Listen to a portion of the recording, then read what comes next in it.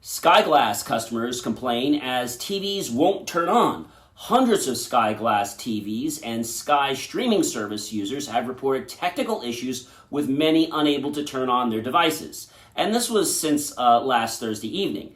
By that Friday morning, complaints continued to surge in with customers speculating a faulty update may have caused the problems. Affected users expressed frustration on social media, with one reporting an 11-hour outage. Sky apologized for the disruptions and recommended manually restarting the devices, but did not provide a clear explanation for the issue or a timeline for resolution.